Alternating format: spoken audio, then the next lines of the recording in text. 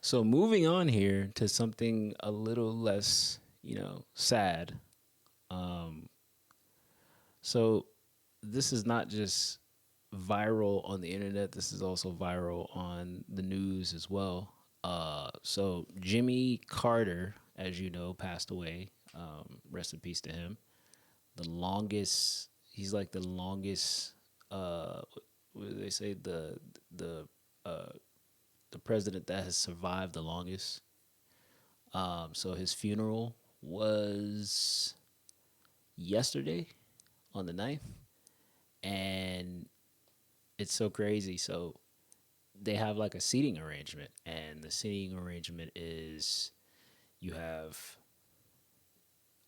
Kamala Harris sitting in front with her husband.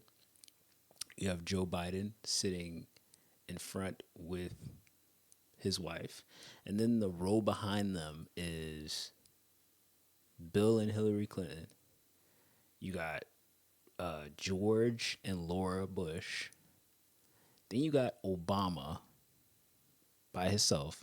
Then you have Donald Trump, and then you have Melania.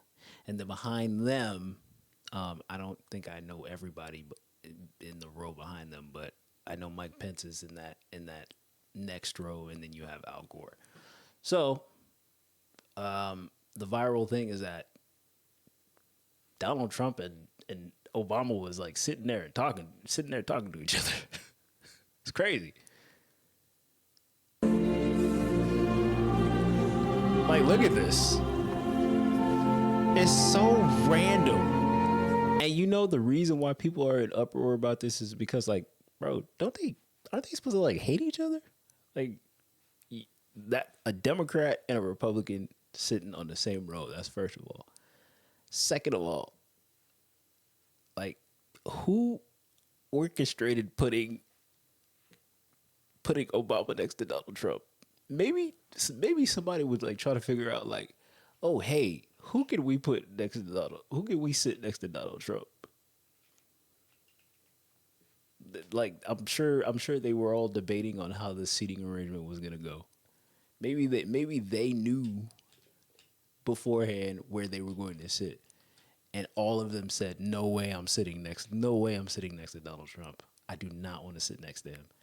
I'm sure Hillary Clinton said, "Never. I don't want to sit next to him. I'm not gonna sit next to him." Kamala Harris, never. I'm not sitting next to that man. Are you serious? We just had an election. We just had an election. You think I want to sit next to him? Sorry. George Bush definitely saying no. George Bush off the rip saying no.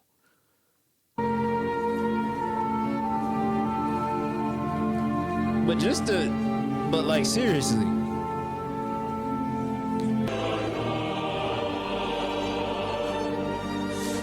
it like I literally just want to know what is Donald Trump saying to Obama? What is Donald Trump saying to Obama? Like, buddy, probably saying like, "Hey, so I won the election, right? I won the election. So like you coming to the inauguration? Like, I can get you tickets. I'll put you in the VIP, bro. Are you coming? You coming to my inauguration? Oh man, it's crazy.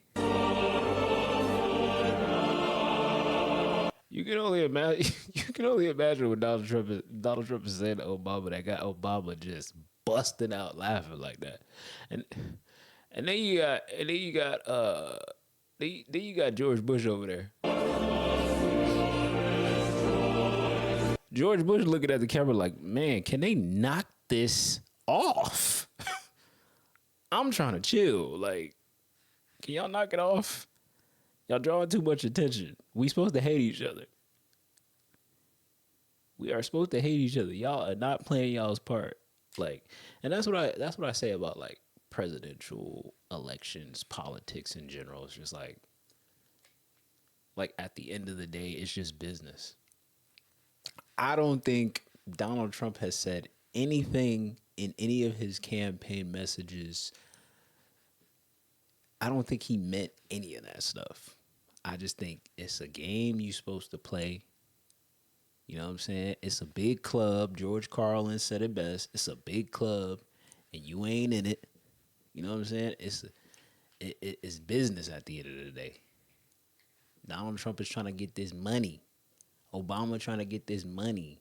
George, when he was running for when he was president, remember one thing: George Bush was not qualified to be president. George Bush got into politics because his pops put him into politics because he ain't HW didn't want HW didn't want W to go do nothing else. Like, bro, this is the family. HW said this is the family business. You getting into the family business whether you want to get into it or not. You know what I'm saying? It's business. For Al Gore, like look at that. Al Gore is sitting behind George Bush. Think about that for a second. Al Gore is sitting behind George Bush. George W. Bush. They were both in an election. I'm sure Al Gore and George Bush sit on the phone and be talking to each other and just be reminiscing about the times when they were still, you know what I'm saying, presidential candidates, governors, whatever. I'm sure they talk on the phone. Like, I feel like some of these some of these politicians like don't actually hate each other. They be talking on the phone to each other. Be asking each other, "What's up? What you doing?" Nothing. What are you doing? Nothing. Like a normal person. But you'll never know that because it's like it's a narrative that has to be like America's built on narratives. So like a narrative has to be there. A storyline has to be there. So this is just another storyline. Like, let's forget about the fact that we're here to bury a president, by the way, who is probably one of, maybe if not one of the best presidents that America has ever seen. Yeah, I think it's pretty funny. I think it's pretty funny. And then he's steady talking to him.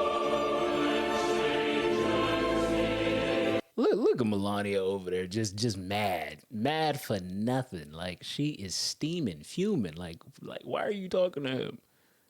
What is she mad about? Like calm down. Like bro, Donald Trump is almost like 90 years old. I think he is over all those phases that he was in beforehand. Donald Trump is a crazy man, but I think at the end at his truest form, he's just like he just like to talk.